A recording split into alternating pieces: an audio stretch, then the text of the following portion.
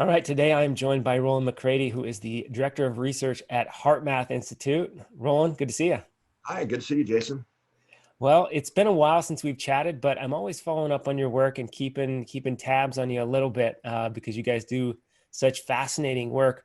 But for those familiar or who aren't familiar with your work, maybe you can just give me a general sense of what you do at HeartMath. Well, that's a tall order to do in a soundbite because we're pretty broad. And over the years, our research has expanded into a lot of other areas by following the data, so to speak. But hard math in general, for those that don't know, our mission is awakening the heart of humanity. And we've been around for about 30 years now. The research center, which I direct, and a lot of our work is really looking at how the heart and brain communicate and how the heart is actually very central to our emotional experience, more so than most people have known in the past or understood. But more importantly, we've developed what's called the heart math system, which is a number of tools, techniques, and technologies that support people learning the skills to really better self-regulate. And what that really means is how do we manage stress and flow through life with more grace and ease, and have happier, healthier lives.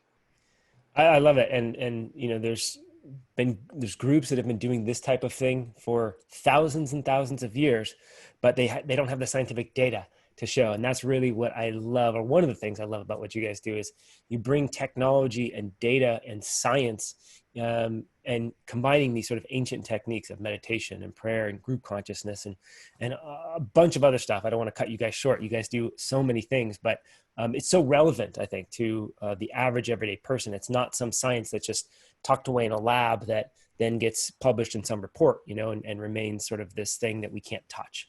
And one of those things that I think more people are becoming familiar with is heart rate variability, HRV. If you don't mind, give us a little intro on what HRV is and why that might be important for systemic function as a whole, and particularly immune system function. Yeah, we could do a whole interview on Yeah, we could. what you just said. But to start with, most people know what heart rate is, right? Which is really just count how many times did the heart beat in a 1 minute period, beats per minute, right? But in reality, in a healthy person or somebody who's resilient, our heart rate changes with each and every heartbeat. So if you look a little closer, the time between each and every consecutive pair of heartbeats is always different. And that's what heart rate variability is the measurement of that. Now, as it turns out, that's important for too many reasons, and we don't have time to go into today. Um, but the amount of variability we have, this natural intrinsic variability, which is actually controlled or in a complex way between the heart and brain. It's the heart-brain communication system that gives rise to this variability. Some of the rhythms, there's a lot of complex rhythms within the HRV that all have different physiological sources. Some come from the heart itself, the different rhythms within the intrinsic nervous system in the heart, some in the communication paths between heart and brain, and so on. But here's the kind of high level importance of HRV. We have more of it when we're young, and it gets less as we age. In fact, it's probably the best marker we have for aging right now, the amount of it we have relative to age. But if the amount of our variability is lower than it should be, that is a strong, really important risk factor for future serious health problems. In fact, HRV will drop out, I'll say, go lower than it should for our age, in some cases several years before the actual future disease symptoms hit us. And lower variability is correlated with every major disease that you can think of now. But even deeper and more important, I would say in many ways, is not just the how much, but we'll call it the pattern of the variability. So as it turns out, if we're feeling stress, anxiety, irritation, these types of things, anger especially, that what you see is that the rhythmic pattern is what we call an incoherent rhythm. It's a very chaotic looking thing. Whereas if we're feeling what we call regenerative emotions, compassion, love, appreciation, you walk out the door in the morning, it's a day like today is here, it's beautiful. You go, God, what a gorgeous day. You're just feeling that. Your heart rhythm is beating out a very different message. Now, as it turns out, the heart actually sends more information to the brain than the brain sends to the heart. And those neural signals from the heart go to every major brain center and have profound influences on our perception, our emotional experience, our cognitive capacities. And long before we came along in our research, just to give some history here, back in actually in the 1970s, but long before they knew that there was an intrinsic cardiac nervous system and a lot of the things we know today, people were observing that different heart activity, the quality of the rhythms, affected brain function. And terms were coined back then in the field of psychophysiology to describe these influences heart had on brain. And one was called cortical inhibition. In other words, our cortex, what we get paid to go to work for, is inhibited. We can't think clearly. So when we're in that incoherent, what we now call incoherent state, which means the activity in our brain and nervous system is out of sync, literally in a measurable way, it impacts our frontal cortex especially. So we don't make good decisions. We react and blurt out the thing that we probably didn't even mean, right? And then later regret. Not that you've ever had that experience, Jason. No, no, not at all. Never, right? Or on the other hand, when we have a coherent rhythm, that's what's called cortical facilitation. So all those same functions are enhanced even beyond our normal walking around state when we're in a heart coherent state. So we understanding that physiology, I could go on and on here about this very deeply, allowed us to develop a series of tools and techniques that allow people to shift from an incoherent to a coherent state in the moment. Now, this is I think one of the differences in the heart math approach to some of the other systems like meditation and things, which are all great and important. But we have heart meditation techniques as well. But our main focus is on in the moment self-regulation. Right? So I'm starting to feel that trigger. How can I shift right in that moment before I do the stupid thing, right? Or say the thing that hurts somebody's feelings, or on and on it goes. Or I want to increase my performance before I make a decision. And so we also do a lot of work actually thank God, in military and law enforcement these days. So that's really, how do I maintain my composure? Because coherence basically equals composure. It's emotional stability, mental composure, when you're in a high stress situation. So really teaching first responders how to really make that state shift in the moment when they need it the most. Well, and that's interesting, right? Because we hear a lot about the gut brain and brain gut connection, and I think it's becoming more well known that we send way more signals from the gut to the brain. But now what you're saying, and I think this is maybe a little less well known, but still very much out there, that we're sending so many signals from the heart to the brain, right? So it used to be this top down thing, and now we're realizing that it's so bidirectional, and the signals go to the brain first, it seems like. Well, it's first, second. You're right. It's just, there's no difference. Yeah. Yeah, but you said it right. We're a complex system. Now, the heart actually sends far more signals, by the way, to the brain than the gut does. Right. Biochemically, that may be a different story, but through the nervous system, for sure, the heart's the big player here. And it's also rhythmic and has direct neural pathways to all major brain centers. Not trying to take away from the gut in the system, but let's, Well, I think this is what's interesting, right? I mean, I've done enough work with some indigenous cultures, and almost all of them speak about living through the heart, right? Getting into the heart, living through the heart. Same thing with a lot of the ancient cultures, that Ayurveda and Chinese medicine and some of the Buddhist and Bon cultures. Same thing. Every major religion, actually, we can expand that. The most common thread across all the world's major religions. In fact, one of a fellow that used to work here, ran our education division for a number of years. Man literally has 3 PhDs, ex-professor at UCLA, actually. One of his areas of interest was religious studies. And he basically wrote a paper about this. But the most central theme across philosophies and world religions is that the heart is the access to our larger self, to wisdom, to courage, to deeper knowledge, to yeah. And when we even see Christ and Mary, right? And a lot of statues or images will have that heart exposed, right? They'll have a big heart. So there's definitely something to that. And I think what's interesting to me is that, at least my experience, when I'm in the head, in the brain, it's generally thinking about the past or thinking about the future. From a brain cognitive conscious thought perspective, it's actually kind of hard to be in the now, at least compared to the heart. When I get into the heart with various awareness-based practices, there's a different quality when you're in that moment, in the now, right? yeah. Well, and you're also, I mean, that kind of takes us down another, I don't know how wide you want to go here, but Let's one go of as wide as we can. one of the things we used to hear, well, still do, I mean, I shouldn't say used to, but heard from so many of the people who were practicing heart math, the skills, was that my intuition is on steroids. Right. I mean, it's noticeable, it's not subtle, right? And the second thing they would say, and the synchronicities in life, it's like I expect them now. That's Right. just the way of life, where it just didn't used to be that way, right? So that, I mean, that was my own experience as well, but that got us thinking about it, and we developed a number of research protocols to actually ask that question about what we now call non-local intuition, and there's three types, but that's a whole other story. Uh, but anyway, what we found, and these are very rigorous laboratory studies. We're measuring EEGs, brain waves, and hearts, and skin conductance, and all these things. But at the end of the day, what those studies showed was that the heart is the first to get the information, wherever that comes from, right? For now. And then it sends a measurably different neural signal to the brain, and you get a brain response. This is in response to an unknown future event in this case. And then you get a body response in that sequence. So heart, brain, body, like gut feeling, because the gut is primarily what we would call an effector organ. So you have efferents or descending pathways, right? Yep.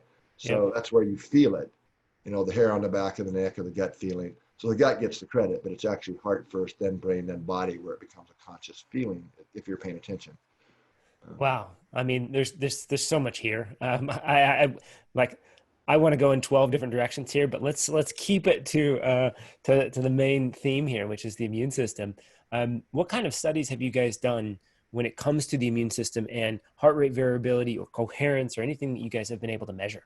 Sure, but this actually I'm going to have to dial back a few years because we did used to do more of those types of studies than we do now. We kind of broadened out more into social and global kind of coherence these Well, days. I'm going to get into that too because that's very interesting. I love that stuff. But we did a number of studies looking at biochemistry, things like uh, a popular one is salivary, is basically IgA, Right. which is our first line of defense in the immune system. It's an important because lots of studies have shown if you have low levels of it, you're more susceptible to flus and colds and viruses, Yep. obviously, Yep. and higher levels you're more protected. And we actually were kind of motivated by a study that was done with Mother Teresa videos and things that have by Daniel McClellan, who had actually shown that emotional states affect IG. Oh, yeah, yeah. Right. So we thought that was pretty cool. So we kind of did a modern version of it. And so we actually measured the time course of it in one of our studies where we looked over 6 hours after a short-term emotional manipulation. So we basically had the simple gist of it was, and it was a crossover design, well-designed study, but forget about all that for now. But Right. basically what we found was that if we had people just self-recall something that was frustrating to them, and kind of got them angry and just feel that feeling for a few minutes, and I think 5 minutes was our window. Then we looked at what happened with the IgA marker over the next 6 hours. And just from getting frustrated, angry and frustrated for 5 minutes, you saw an initial a non-significant rise in IgA, and then the curve just plummeted. Mm. It was like a for the next 6 hours. So a highly significant suppression of immunity. Then we had them in a crossover design actually feel compassion, love and compassion for 5 minutes. So then you had a nice big significant spike in the IgA in the next hour. But then you saw it never go below its baseline level, but the curve tended up for the rest of the day. Really? So it's a long-term Yeah, effect. yeah, yeah, and that's probably mediated. I'll say probably, but most likely. Pretty confidently, yeah. Yeah, from another study where we looked at cortisol and DHEA and some other biochemistry. Um, and what we found there was, well, basically that was over a month, that particular study, but basically these same techniques, we had a significant, I think overall 32% reduction in overall cortisol and 100% increase in DHEA. So cortisol is kind of a master hormone, is a way of thinking of it. Right. Modulates at the DNA level, expression of the DNA. So it has long-term downstream effects. So if you pulse the system with extra cortisol, and cortisol is not a bad guy, by the way. You Right. really need Thank cortisol. God we have cortisol. Yeah, exactly. I was a little run down recently, and like at night is when cortisol would drop, and I'd feel like crap. Right? I get up in the morning, and I'm like, feel good.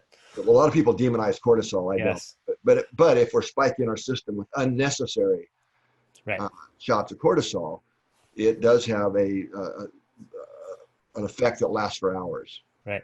And one of those is it turns down the immunity system, so then it's upregulating energy, right? So that's probably one of the key mechanisms, which is also very sensitive to emotions.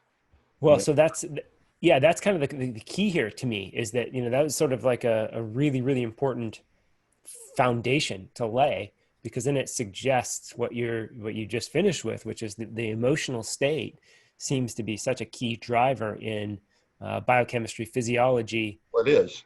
Yeah. constantly, right? I mean, and right now, right? I mean, we're in a very chaotic time, right? And which isn't to say that we need to feel that way, but I think many of us probably do. I noticed myself getting pulled into these streams of emotion and things that I don't feel like are even mine, to be honest. It almost feels like I'm being moved by the tide. Well, that's actually true. Yeah. That gets us more into the global coherence work, what's in the field environment.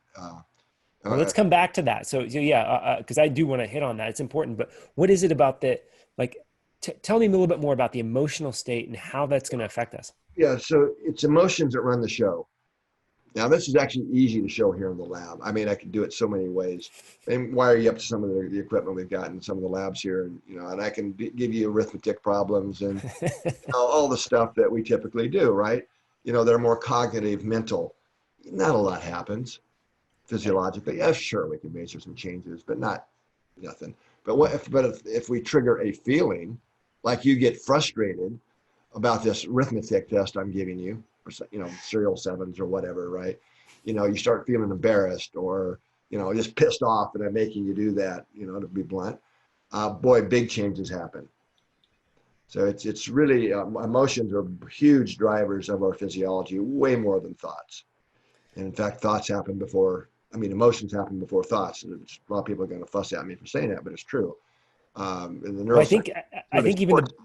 I think even the Buddha taught that too in his Vipassana meditation techniques, or at least that's what I learned in Vipassana, which is Oh, that okay, great. Yeah. the body feels it first. It's almost like when you get cut off in traffic, you actually feel the emotion first, then you have the outburst, right? So it's Right. actually right. That's right. So Yeah, and then we can, fine tune, look at middle scale, microsecond scale stuff. But it actually, for a lot of people, in a lot of situations, it actually is emotion first, right, then the cognitive later. And it's so you're trying to sort out and justify through our thinking and cognitive what we already felt, right. often unconsciously. But anyway, that's another story. But the main point is it's the emotion that drives the activity in our hormonal and our nervous system. Right. So when we talk about all the, and we can slice and dice what begot this hormone, begot that hormone and neurotransmitter until we're blue in the face. But at the top of that food chain is emotion that sets in motion that cascade of biochemical and neural chemical events and neural activity. Well, and this is kind of what I wish was stressed a little bit more in the medical community, in the integrative and functional and naturopathic. And it's not to say that it's not understood. I just think it kind of gets pushed to the back, almost like it's we're trying to manipulate hormones, manipulate minerals and vitamins and these type of things, and the gut and et cetera. But we forget that what is the emotional state consistently with the person in front That's of me. driving the activity in all those systems. Right. Of course, it's important to understand all that, but at the same time, it's so easy to get lost in the minutia of it that you forget, right? It's really driving it, right? What's really driving it. In fact, early in my career, this is not new, right? This warning to the community. I had actually several, but one I remember I was at a stress conference in Switzerland. And one of the kind of the fathers of the whole field at that time, he's long passed, was warning us, right? Says, look, we've gotten into my fear is that we've gotten so into the, minutia that we've lost touch with what's driving this to begin with. And there's a danger in that, is what he was telling us. We've got to really always keep in mind, although, yeah, it's important to know what begot what hormone and neurotransmitter, et cetera. We got to really, if we're really going to help humanity and help people, we really have to focus at the higher level. Yeah, and it makes a lot of sense to me. It's something that the more I look at things and the more I work with clients, it always seemed to me that it was the environment that was the driver. And by environment, I mean, of course, the physical environment, the things in the air and the water and the food and all this stuff, but also the emotional environment, the mental environment, the belief system environment. You know, it's really the things that are the body is almost like, and the mind for that matter, is this thing that's just adapting to whatever's influencing it in a sense, right? So you're talking about the inner environment versus the outer environment. Right, exactly. But we always forget, well, not we always, oftentimes we forget the inner environment, how important that Well, really is. it's all about the inner environment. Right. I mean, right. So, I mean, Yeah. one of my mentors, Paul Ross, who was the president of the American Institute of Stress, he recently passed as well. I've been fortunate to have a lot of really good mentors in my career. I mean, a long list of them. But one of the things, Paul grew up in Stamps Hayek's lab, who's the father of Oh stress. yeah. I mean, he literally worked with him and Wow. he take over that, which became the American Institute of Stress. And so Paul would always, I mean, he's the world expert on a lot of the stress related stuff. I mean, you just don't get any, father of a lot of it. But he would use the analogy to make the point you're making, that it's not about the external environment, it's all about the internal environment. And he would often use the roller coaster example. Right? You could have a bunch of people on Right. the roller coaster and you've got people, yay! And then you got other people, just stressed out. Same experience, but radically different perceptions of the same event. Right. That's true for everything in life, of course, but it's a great example that you see. 100%. It's really, how are we perceiving the current external environment and our capacity to deal with it, to successfully navigate it, which is all unconscious processes that have a lot to do with our historical references, the way the brain actually works. That's what Yeah. that gets into. Another one of my mentors, Carl Pribram, and his work. Well, and it makes a lot of sense, right? And I think the other part of that analogy, which is so interesting that I think is a good reminder for us all, is that if you're one of those people who loves the roller coaster, it's very hard to understand how somebody could really dislike. Like, you cognitively get it, but it's almost hard to grasp how somebody could be so fearful, and yet vice versa. If you're so fearful, how the heck can somebody enjoy this, right? So it's two perspectives and two truths for the individuals, About the same right? external event. Same thing happening, right? So it's just important for us, I think, all to remember that we all have these different experiences, and they can all be true in very real ways, right? And are true for different people based on their level of consciousness and where they're coming from and their past histories. And that's certainly playing out right now in the world with Indeed. COVID-19. As we were talking a little bit earlier before we started this, I think it would be hard to prove there's not more love and compassion emerging right now than maybe ever before on the planet. So there's just more emotion right now, right? Like, there's fear and anger and resentment and all these things, and tons of compassion and love and understanding and empathy and all these more things. than ever. So both are going on at the same time in response to the same event. And so what kind of data, I know you play in these realms of the Global Consciousness Project and random number generators and all these things, and this is just your work in general. What kind of things are being floated out there in your community? What data, what are people talking about and seeing? Well, I mean, so we do a lot of work in hospitals as well. I mean, like the Kaiser system here in Northern California has 130 internal heart map trainers. So, Wow. Stanford, Mayo Clinic. Yeah, I mean, we do a lot of work. So we kind of have some insights and pulses into what's going on in the front lines, in the hospitals where, the hotspots are, and it's some pretty wild stories what's going on there. And then also some areas like our area is not so hard hit. I mean, we're some of the low case areas. We've already played the game here, I think, in Northern California. The masks and the social distancing, got right into it, and not a lot of social issues about that. It kind of makes sense, right? Right. I'm talking about, of course, you've got everywhere different perspectives, but as a whole, it's really, our counties and areas really taking it to heart, I think, and we actually have some of the lower incident rates, which is really awesome in our area. Got to sidetrack myself. There was a reason I was telling you that, but I forgot what it was. Well, I was just kind of wondering what the data is showing. Oh, yeah, right. Yeah. So again, we even in some of the things that is most touching. In fact, we did an interview with some of the frontline healthcare workers in Detroit. I mean, one of the big hotspots. I mean, they were having to build the external morgues and keep Mm, all that. I mean, it was really tough. But to hear the stories of love and compassion from those front care workers, even though they were just so stressed in some of the stories, it was just. I mean, most people that watch that interview are in tears yeah. to see how much these healthcare workers really do care and putting their life at risk and what their experience was. But it was so full of love and compassion and care for their patients in the community. It was just almost unbelievable, but real, very real. And then at the same time, we hear stories of people trying to evict healthcare workers out of their apartments and things because they're afraid that they're going to bring it back. I mean, just, I mean, it's such differences in consciousness that Right. are emerging through this now. Right. Right. And I'm not judging it one way, but it's just obvious that there's just very different responses to the same event going on right now. I don't know if I'm answering your question. Yeah, no, absolutely. It's and there's one thing that too that I've noticed in the process of not just the COVID thing, but just the general chaos that we're seeing in the world and the polarization. And there's a lot happening, right? Even if you're trying to sort of stand back and be neutral, there's just a lot going on. And one of the things I've noticed is that there's seems to be a lot of these things popping up where groups of people are joining in prayer, or they're joining in meditation, or setting intention. And these are people from indigenous communities that are hosting Facebook lives that I've noticed, like shamans down in Peru are doing this. We're seeing this in like all different settings. And unfortunately, due to the sort of social distancing stuff, most of it's been online, but your work suggests that that doesn't really matter with this stuff, right?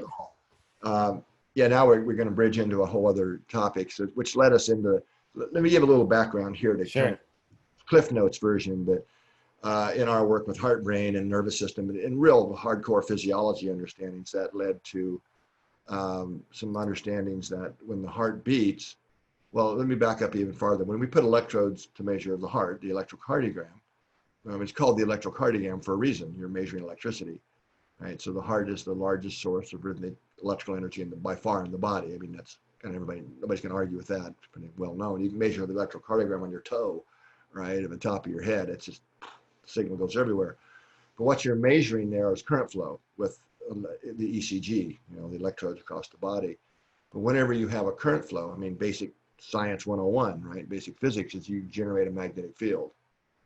And magnetic fields have some pretty unique properties. Electric and magnetic fields are very different animals. We call electromagnetism, but they're not the same thing. And magnetic fields, one of their properties is they easily penetrate through things. That's why cell phones work indoors, right? It's the magnetic component that goes through the walls. Right. If you don't believe me, quit using your cell phone. It won't work inside. I used to be a communication engineer for Motorola. It's something I know a little bit about. So, but anyway, so when a heart beats, the magnetic component, which is you can't see with the electrodes, you have a different instrument called a magnetometer to measure the field, but we can measure the magnetic field radiating feet from the body, number of feet, and have been able to show that it's carrying information about our emotional state, and we can decode that and actually tell someone's emotional state with about 75% accuracy just from looking at the information in the magnetic field. Probably carries a lot more information that we don't know yet how to measure and quantify, but for sure, whatever we're experiencing in our internal world, right, our emotions, it's not just staying inside of us. We're exuding it out. This is why if I walk into a room in a really great, amazing state, I can affect, well, in yeah, any state, really, I can affect people and we can feel exactly. each other, right? Yeah, so there's always, so next step in that research line was, okay, we know that we can measure it, that it's changing, the information being carried by it's changing. The nervous systems of other people detect it and respond in a meaningful way. That was actually pretty straightforward to do. Yes, and that's all published stuff for people interested that want to get into the nitty gritty. So definitely our state is impacting others, and there's always this, I'll call it energetic communication dance going on between people. There's probably even one going on between us right now, even Right. though now we now know, even a few years into the future now, that it's going on non-locally, even in a measurable way. Right. So that gets into a different mechanism. This is the sort of quantum non-locality aspect of the Well, field. maybe. We're Okay. probably interconnected on many levels, but even without going that exotic, Sure. what we're suggesting with this now, this moves us from the social into the global side of things. I mean, we do what we do because we follow the data, Right. right? Which then brought us into, well, how do you explain that? Or how do you explain a mother who knows their child's in distress and they're on the other side of the planet, right? Which every mother has probably had that experience of. It's not some random thing. Uh, so what we're suggesting here is that the Earth's magnetic field, again, very measurable, and we now have a global system for measuring all around the world the global activity in the Earth's magnetic systems, is that the heart's magnetic field is coupling to the Earth's magnetic field, which now actually extends it globally. So you're sticking really actually into the physical here. I love this because it doesn't require us to go off into make these big leaps in science. You're Yeah. actually sticking to the very hard data that we know Well, and stuff I and can we're measure. measuring. Yeah, Yeah. exactly. So that's why we created the global coherence monitoring system to measure the rhythms in the magnetic field of the Earth. And I've never ceased to be surprised. Well, Um, and was this I think there's a lot of people familiar with sort of the data that was detecting something occurring before the events of 9/11, yeah, right? Is this the same project no, it's not. So okay. these are literal, very expensive. I wish we didn't have to do this ourselves, but we did. The other magnets, there's lots of magnetometers, but they're not designed to measure the resonant frequencies in the fields, Got the it. strength and the ripple on it, the noise, for protecting satellites and power systems and things, which is important to do, but it has nothing to do with physiology, or very little. Um, so what we're showing now is, again, surprising things, to me. I'm blown away, is to what degree the heart rhythms of us humans is actually synchronized with each other across great distances and with the Earth itself. So, so That's a whole interview right there. Just yeah, but so there may be something to this when we get together and try to cohere in a state when prayer or meditation Yeah, or well, something. it's not maybe. We're actually proving this and publishing it in pretty high level journals these days. I mean, I could do we could do an hour just on that. Sure. Just for now, I'm just trying to say that our hearts especially are tuned into and synchronized to the Earth's magnetic rhythms to a way, way stronger degree than I would ever thought possible or normal. Now, the other thing you were asking me about, though, that showed the data before 9/11 and many other events, by the way, Right. it's called the Global Consciousness Project. And we're actually in the process. We've been asked to take that over now. But that was a project started about 22 years ago at Princeton by a guy named Dr. Roger Nilsson.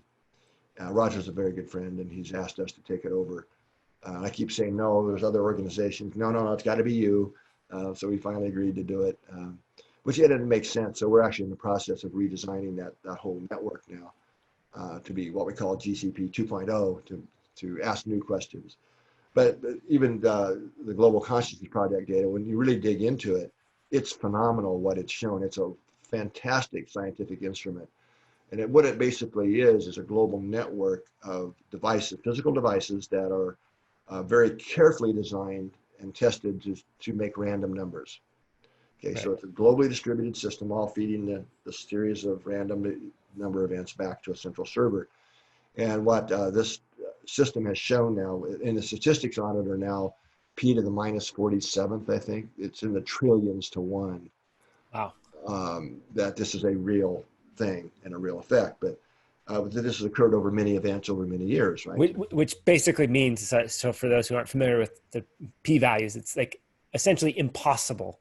It's very, very, very improbable that it's random, so to speak, right? Well, That there's not meaning. the effects aren't real and random. It's Right. in the trillions to one that Right. it's not a real effect. But basically, in essence, what this network is showing is that when an event happens externally, that triggers a common emotional response in large numbers of people, that these physical devices all around the world are influenced in a way that adds coherence into them so that they stop being as random, small but measurable ways. Now, what's really important about this is that it's the global network behaves similarly at the same time in a correlated way. So you can ask questions with a global network like this that you can't ask with a single device. Makes sense. Right. Right. So, and now what my favorite study that's been done, but that Roger Nelson, was he, after many events had been collected over years, he went back and said, and had divided them into events that triggered lots of love and compassion. So global prayer days, like you're talking about, peace meditations, these types of things. Events high in emotion, but not a lot of love and compassion, because emotion is what drives it. It's not thought and intention, by the way. Right. It's very clear from this network.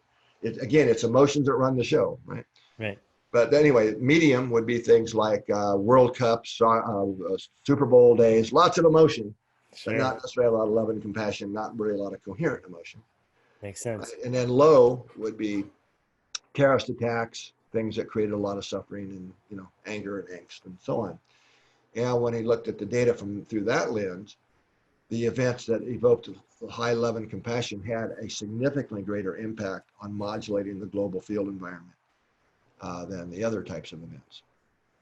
So let me ask you this then. So if there's a group of people gathering together, sort of um, initiating a lot of emotion, love and compassion and forgiveness and these really positive emotions, it's impacting the global network. Are we impacting other humans? Are we impacting? Of course we are. Okay. So in other words, there's real value in doing this as humans as we get together, because I mean, look, even if they didn't, right, which it seems clear that we are, there's clearly value on the individual as well, right? I mean, so Well, we already know at the individual level, learning to better self-regulate and regulate our emotional diet has a lot of health benefits and well-being benefits. I mean, hundreds. I mean, nothing new there in a certain way. I mean, easier said than done, which again, that's where HeartMath comes in, at providing very practical, research-based tools and techniques that allow us to have more management of our emotional diet, which is probably actually more important than even our physical diet. And the truth, we're really understood there. I'm not taking away from the importance of course, eating correctly and good foods and it's things. all valuable, but if you're not doing the emotional stuff, then Yeah, swimming upstream. right. And how that affects not only us, but as I'm saying, it affects our social world and the coherence within the groups or families, our work teams. But then even at a larger scale is feeding information into the collective global field, which is kind of why some people can actually, you were talking about this earlier, Jason, where you actually feel the emotions in the global field. Right. Right. It's impacting me. Yeah. Yeah. And a lot of people may not have been aware of it, but feel this all the time. Yeah. Like you might wake up one morning. Some people have discovered this. I hear lots of stories. You wake up kind of out of sorts, not because you had an argument or anything. You just normal. You feel off. You feel off. You feel out of sync. Yep. Something's up, and then you turn on the news, and something's happened that's triggered a mass outpouring of a particular emotion that kind of feels like what you felt. Right. If you're paying attention. I mean, you can call it chance, but no, you're paying attention. Or the other thing most people wouldn't be as aware of, you can wake up that way and find out that something's happened that's really disturbed the global magnetic field environment. Like a solar flare hit the Earth or something and created a disturbance in the field. And hundreds of studies around that. When we live where the Earth's magnetic field is disturbed, it ain't good for us, especially our mental and emotional. We get edgy quicker to anger, get in traffic accidents. I mean, a whole host of things that emerge when that goes on. So well, and that's important too. And I don't want to go too far off into astrology, but it's clear that these planetary bodies, these extraterrestrial energies, are impacting us, right? I mean, we're mostly water, so anything that's going to influence the tides in the water is going to have some effect, whatever it is. But also these planets and these energies that are outside the Earth.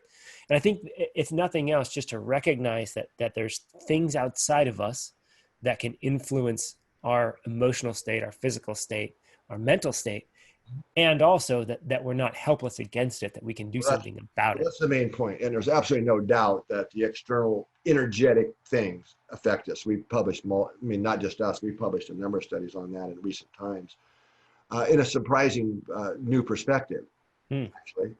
And just historically, most studies that have looked at say, the Earth's magnetic influence on human health have been studies that looked at hospital admissions. And the only measure that science has really had for the Earth's magnetic system is a measure of disturbance called KP index or AP index.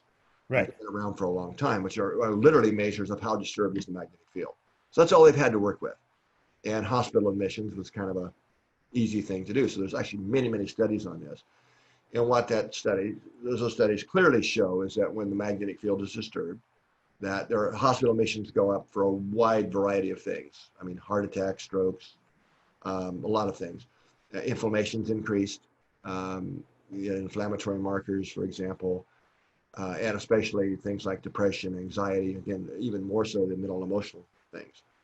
So that's given this idea or this perspective or perception that it's bad for us, right? Right. Well, yeah, a disturbed field ain't good, but you're absolutely right. We can learn to manage our own coherence and self-regulation, whatever the external environment is, whether it's the energetic or people or crazy times, right? Right. However, that's not where I wanted to go. We were doing studies, we're doing long-term recordings of people's HRV, heart rate variability, 24 hours a day for many, many days, months, in some cases months at a time. One study, Oh, 5 wow. people wore devices 24/7 for Wow. 5 months in one study. So we were looking at healthy people because most hospital admissions are elderly that already have a chronic The disease, data's skewed. Right. right? Yeah. So it gives this, it's the straw that broke the camel's back kind of thing. Right. But when you look at healthy people over long periods, what we find is that a lot of these external energetic factors are actually healthy. The When they're hormetic. increased, we do better. We have better Oh, cognition, better sleep, increased overall HRV. I mean, all the markers say that these are actually energy sources interesting. for us. And it's a good thing to be in sync or in resonance with these rhythms of the earth. So it's the earth's rhythms, but also a radio wave from the sun called F107 or solar radio flux. It's around a 2.8 gigahertz signal. When it's increased, we like that physiologically. Our HRV is increased, better sleep, all the things I'm talking about. Also, cosmic rays was another big factor that when it's up, we do better, right?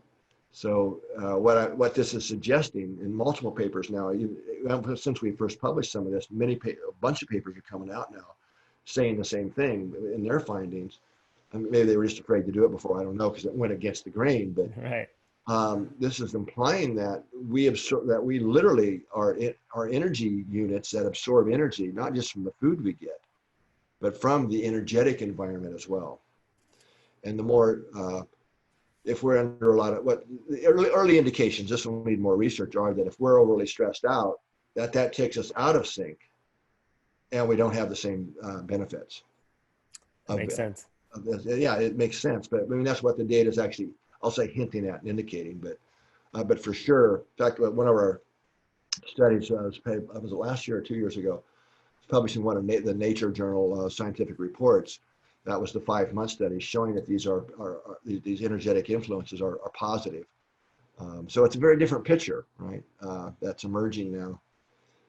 We really want to Well, be in sync with each other in the earth. It has a well, lot of benefits. yeah, there was one of my favorite quotes, and I don't know if I'm going to get it exactly right, but it's Nikola Tesla, and he said there is no energy in matter other than that essentially picked up from the environment, and it's true on such a fundamental level, right? We are part of the environment. We are made of it. We there's nothing else but the energy from the environment. So Yeah, yeah, it's and I mean, every cell, every living thing has a vibration that we can measure. We're talking about hearts and brains here, but every cell vibrates. But then we're nested within the Earth's field, right, and the Earth is nested within the Sun's field. I mean, literally. I mean, right, the Earth and its whole magnetic field system is nested within the Sun and its magnetic field, as are all the planets.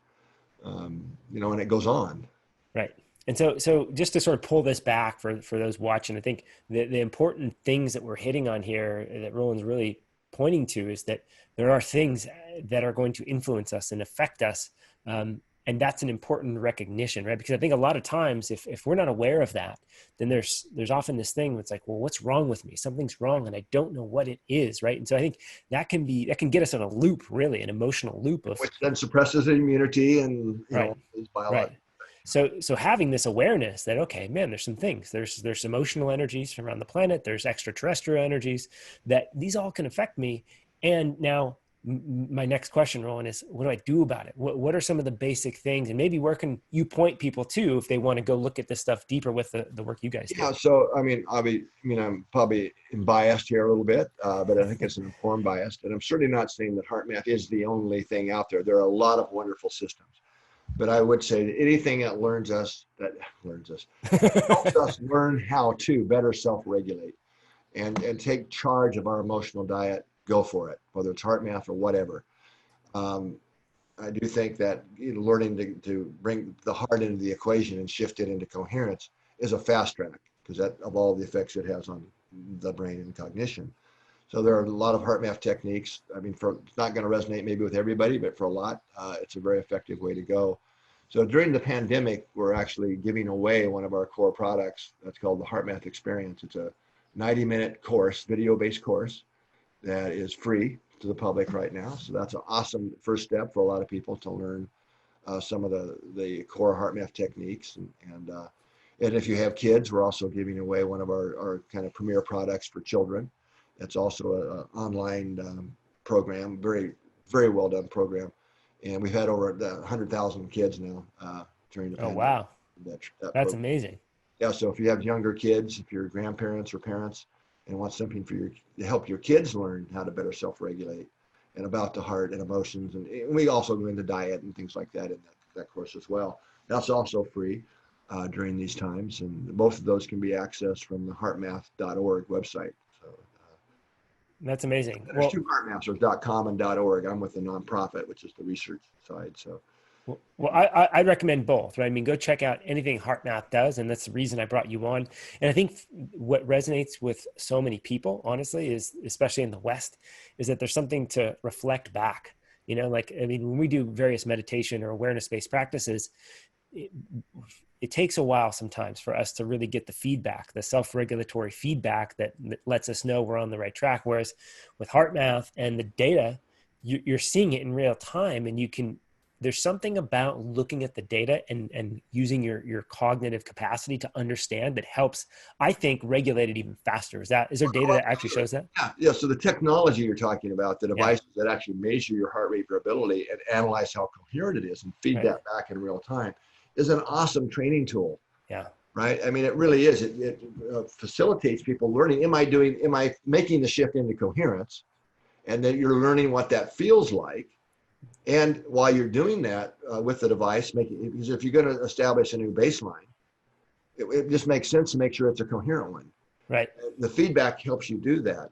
But I need to say here that it's not about walking around with a device on your ear and your phone all day long. Am I coherent? Am I coherent? Yes. Thank No, you. but it is about using the device to make sure you're making the shift and learning what that feels like and training your nervous system to a new normal, so that in day-to-day life, in real time, in the moment, we can shift from incoherence to coherence in those moments we need it most, before Yeah. making decisions, when we're starting to feel triggered or stressed.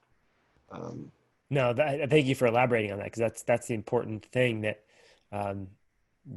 it's so easy to forget in our Western culture. We're stuck in our heads so often, and we understand emotion from a cognitive standpoint, but there's a real training into feeling what it feels like to be in coherence, feeling what it feels like to be in various states of incoherence, of being off. Because I think that's so much our normal. We're so That's used to being off. exactly right. So, I mean, the key part of the brain, the amygdala, a lot of misinformation out there about it, in my opinion.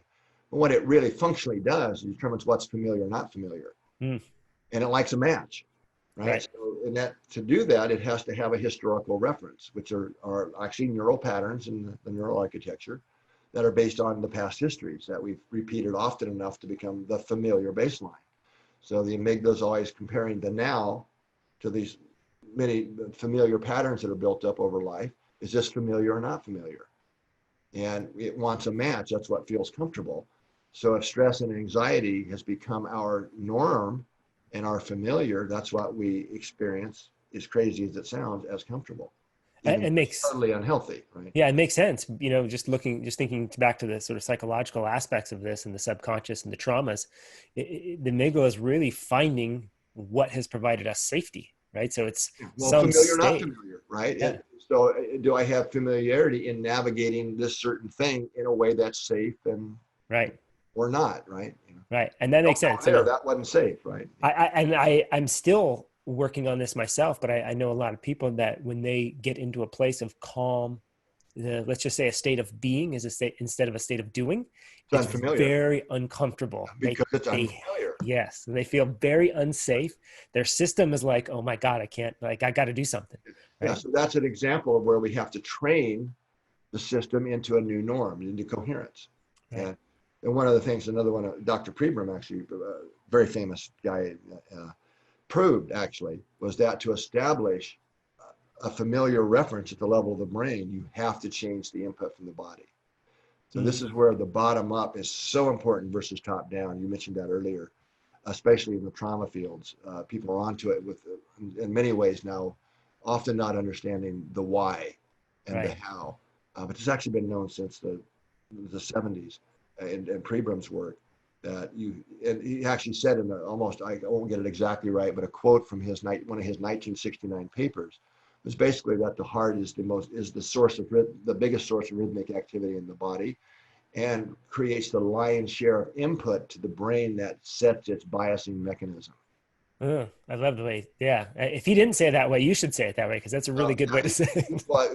He did say it that way. Yeah. I usually decode it for people. In other words, if you don't change the ascending input to the brain, it's this constant source of rhythm. It's what sets the familiar. Yeah, the So bias. That's by amazing. shifting into coherence and stabilizing that long enough, often enough, now that's the fast track way to reset the brain so that coherence becomes the new familiar. Mhm. And then unconsciously, everything we do is, familiar or not familiar. So suddenly, all the stress and the judgments and the become unfamiliar, become uncomfortable Yes. as our No, consciousness starts to increase and expand. I love that. That's amazing. And that makes so much sense. Um, yeah, that bias. I just love the way that's phrased. It's such a profound and yet simple thing to recognize. And I think you're right. We're seeing a lot more of the somatic work done in the sort of the But trauma that's fields. the actual mechanism why Yeah, that's so important. I love it. I love You it. can't think yourself into a new baseline. Even I've tried. Believe me, I've tried. Um, Roland McCraty, thanks so much. Again, let people know where they can find your work. Heartmath.org, right? Yes, and there's a research library, hundreds of papers if you want to dig deeper into the research. Also, if you just want to learn the skills and not about the research, try out Hard Math Experience. It's Beautiful. also Well, they do so much work and they're continuing to move forward and continuing to expand the work. So it gets pretty fun. You're doing some work with ions, right? So there's some fun things. I mean, I think this is what I love about your organization is that you're sticking to the science and you're pushing the boundaries with this stuff. And I think that's what's so needed right now. And it's so relevant. And it's to me, the only thing that's going to get us to where we really want to go is to understanding these bigger topics. So, and they're fun. So, thank appreciate you your so time. much. All right. Take care. Have a great rest of your day.